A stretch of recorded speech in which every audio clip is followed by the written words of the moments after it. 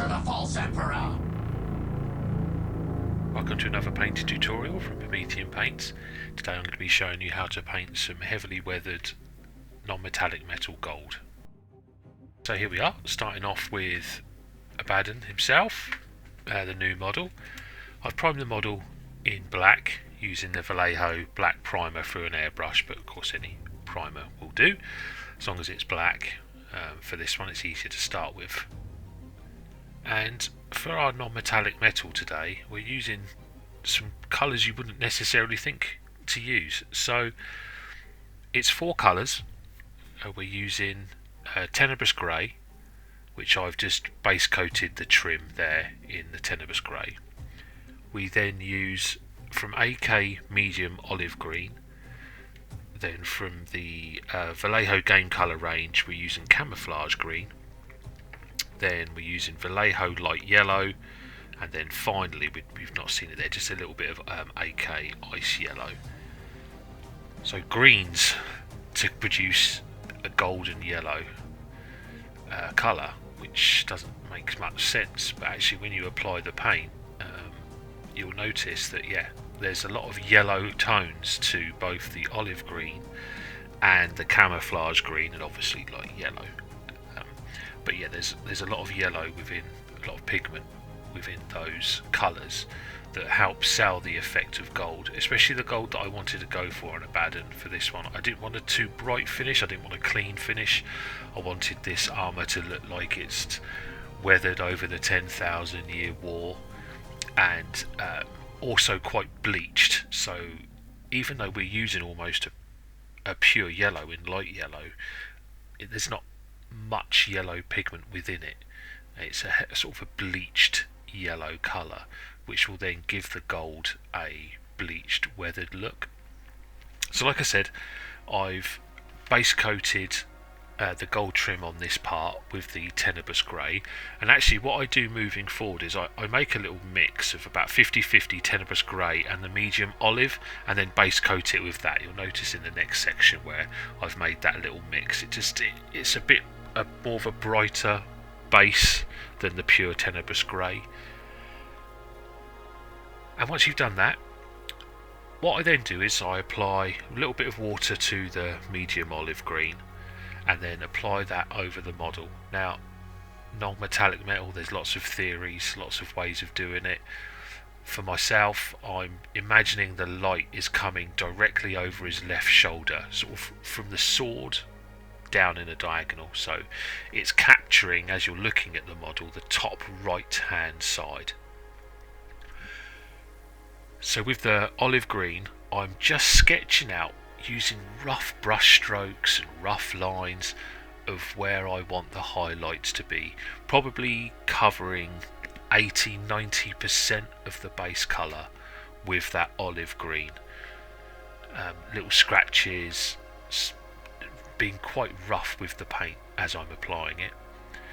I'm also doing the same now with the camouflage green, so I'm now uncovering probably 50% of the area, focusing on the areas that I want to catch the light. So any raised ridges, any edges, any spikes, any rivets, making sure you pick those out.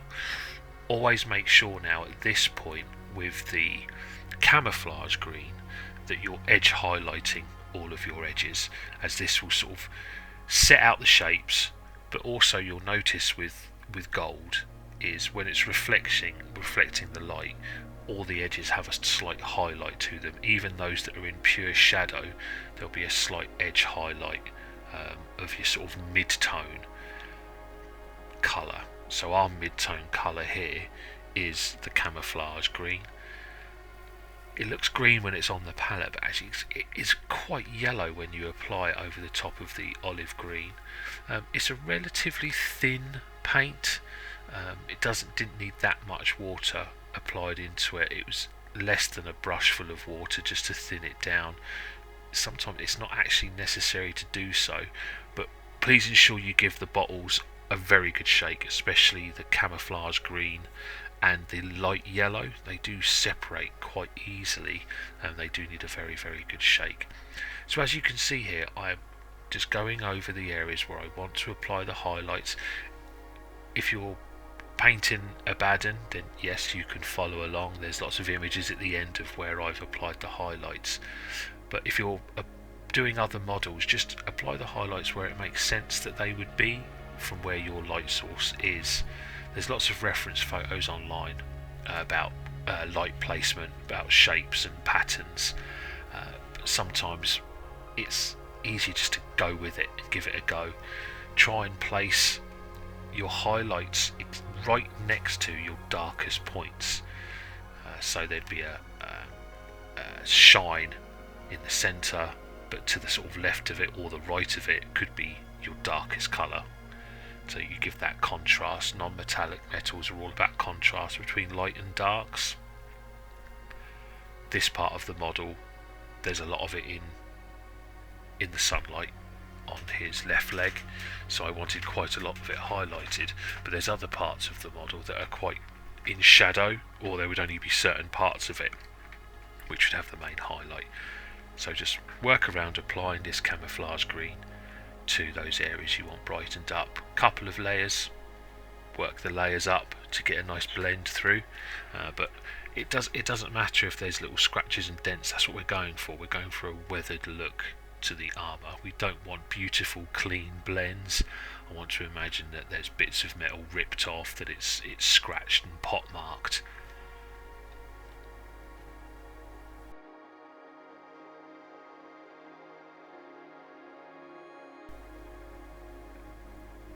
Now, moving away from the camouflage green, we're now going to be working with the Vallejo light yellow. So I gave the bottle a good shake. This does need a very good shake.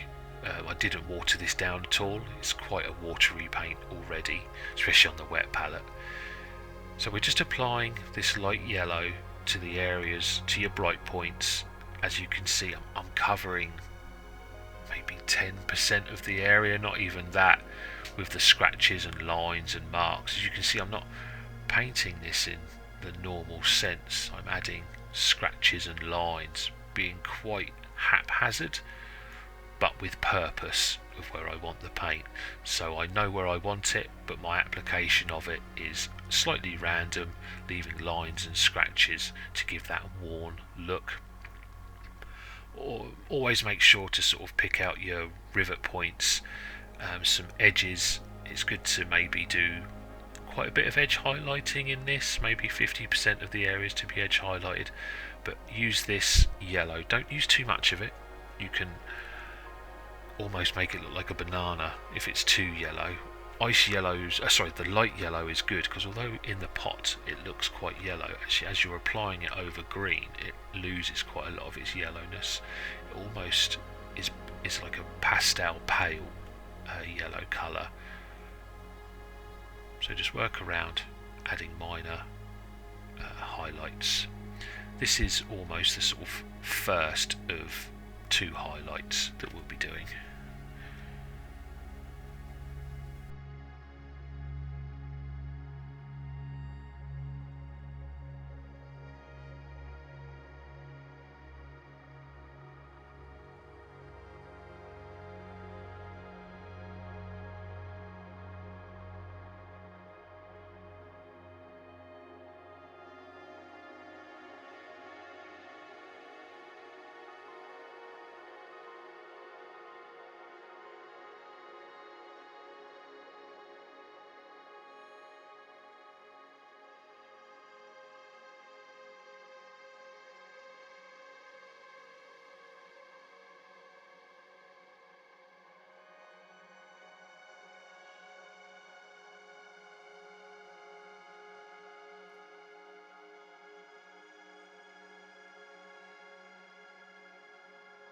Before we do the final highlight, I wanted to add in some shadows. So what I do is I make a wash, Tenebrous Grey, almost a glaze really. So one little drop of Tenebrous Grey and two big brushfuls of water. And what I'm doing is, as a glaze, I'm applying this into the deepest shadows. So push the paint towards the shadow, remembering that where you leave the brush is where the most paint will be left. So as I was saying, push the paint into the shadows, which will help define the shapes. define the shadows and add contrast between your bright points and dark points. You can use many colours as a glaze. You could dark purples, extremely dark reds, dark reddish browns, dark browns. Choose your colour. I've gone Tenebrous Grey as it's got a sort of purplish hue to it. But later on we will be applying some different colour glazes when we apply some OSL effects, but that's not for this tutorial, that's for another tutorial a bit later.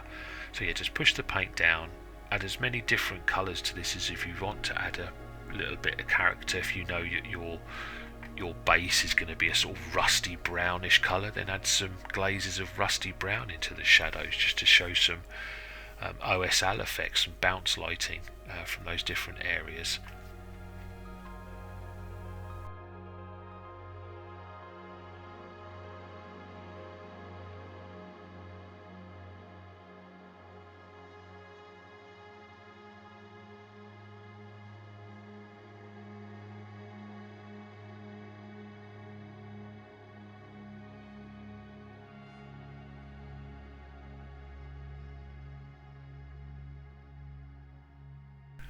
So our final highlight, we're not actually going to white, we're going to be stopping. This is our final highlight for now. Possibly in another tutorial we might go to white, but the ice yellow from AK is as close to white as you can sometimes get without it being white. So what I do here is I pick out just those points where I want the highlight to be the brightest, so where the light is catching it the most. So the top of that little skull's nose, around the eyebrows, a little bit on some dots, some edge highlighting and some scratches on those real prominent places. Try and follow along obviously where you've put your highlights. Again, the same principles, have light points next to dark points. And as I was saying, we're not going to go up to white here. I usually save the very final highlight for non-metallic metal until the whole model is done, because then you can be extremely specific where you want your highlights, so you don't draw the eyes away from the wrong places.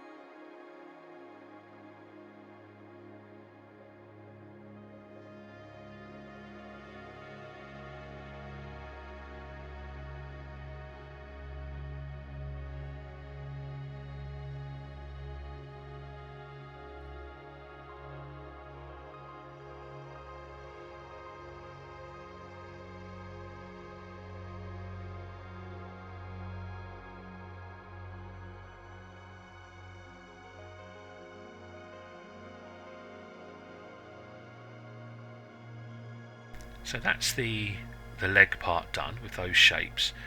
What I'm going to do now is I'm just going to move to show you how I painted a little bit more of the trim, just to show you the different shapes that you can create with some of the same colours. So as you can see there, I've made the mix there of the Tenebrous Grey and medium olive green.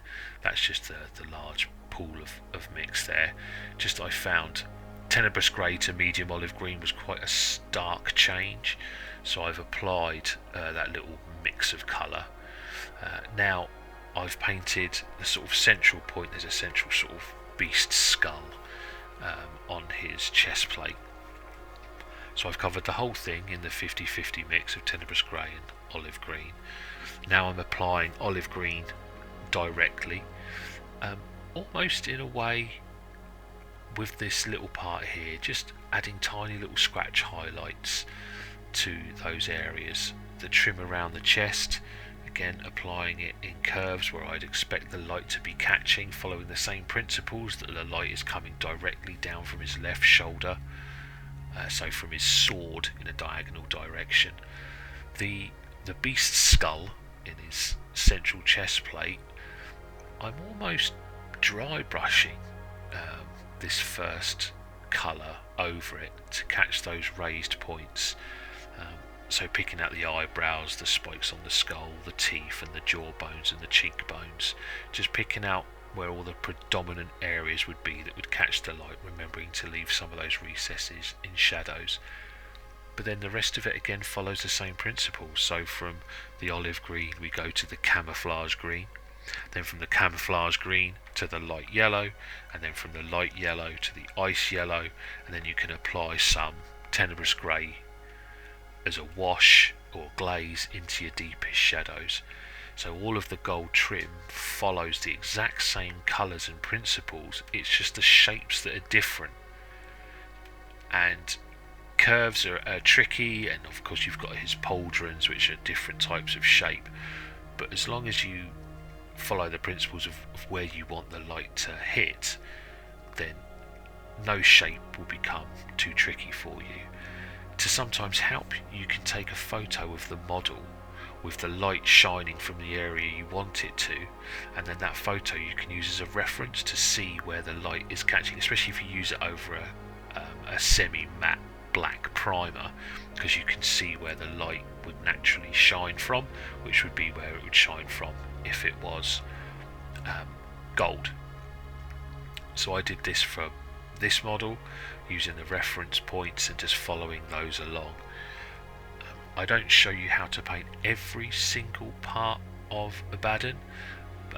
I'll show you how to paint some key areas like I'm doing here, then you can use those principles on the others. But at no point do I use any different colours here. They're all the same, and exactly the same way and exactly the same methods. So when you're doing this yourself, you don't have to chop and change a lot of colours, but I would suggest working on each part individually. So do the leg and work through the stages, then do a pauldron and work through the stages. Try not to do all of it in one colour first and then go back. You can lose track of where you're doing your highlights, of where you want your shade, your shadows and contrasts. If you do it piece by piece, you can start building the image or the look of the model as you go. There's a few changes that I did and just how I wanted the light to be on this model as I was painting it. So that you might not sometimes get that if you do it all in one hit. And of course you can sometimes forget to paint areas, which means you've got to go back to complete them.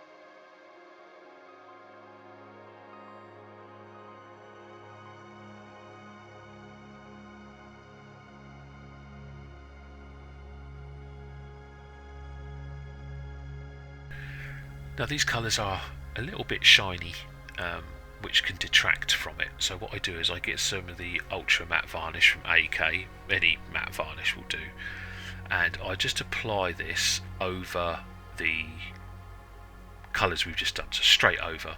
And what this will do is it will get rid of some of the shininess that comes with the paint. They're quite a satin finish, these paints, and that can sometimes create a sort of glistening effect, which you don't want for non-metallic. You want your shadows not to be reflecting light. So just by hitting this, not only does it blend all the colours together, it gives a nice uniform finish to them. It helps also sell that non-metallic metal. If you find that by doing this it dims down the ice yellow, then just reapply a couple more layers of ice yellow. So now we're just moving on, like I was saying, exactly the same principles. Base coating in the 50-50 mix of Tenebrous Grey and olive green, and then applying olive green to camouflage green to light yellow to ice yellow.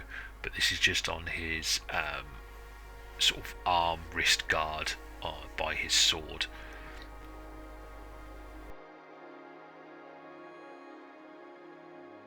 And from this point on, we'll also I'll show you how to do the pauldron, and then from there the rest of the model, it all sort of follows the same routine, like I was saying, same colours, no difference. So just some key points to remember: to have color contrast, so that's between your dark points and your light points. Always have lights and darks next to each other to help sell them. Remember to edge highlight as much as you can, either with your mid-tone, which would be the camouflage green, or your first highlight, which is the light yellow. I generally do a 100% edge highlight in the medium olive green, and then do about a 60% in the camouflage green, and then maybe a 15 to 10% in light yellow, and then just a tiny piece of the ice yellow as my edge highlights. It helps define the shapes and also helps sell the non-metallic metal, because your edge highlights will then be instantly next to some of your darkest areas, helping define those edges. And then once you're done, just go over the top of it with some matte varnish. That stage is optional, dependent on the colours you've used. There are other colour variants you can use that look like these colours, but colours like camouflage green I've struggled to find straight out of the pot in the Warhammer colour range. And obviously a pot of camouflage green from Vallejo, and it's about £2.50, I think, the last one I got, and it's lasted an absolute lifetime, one little pot. So sometimes it's worth just branching out. Some paint manufacturers do work differently. If you're used to using Citadel range or Vallejo range or AK, they all act differently. I mean, even Citadel paints act differently. Some need watering down, others don't. Others are pigment rich, others aren't. It's trial and error. You only need a little dot of paint on your wet palette to test the paints. You won't ever waste a lot whilst you're using it, but I would certainly suggest branching out and using different colours, different colour ranges. You can get some amazing finishes and some unique colours from a lot of these manufacturers that the Citadel paint range sometimes doesn't cater for.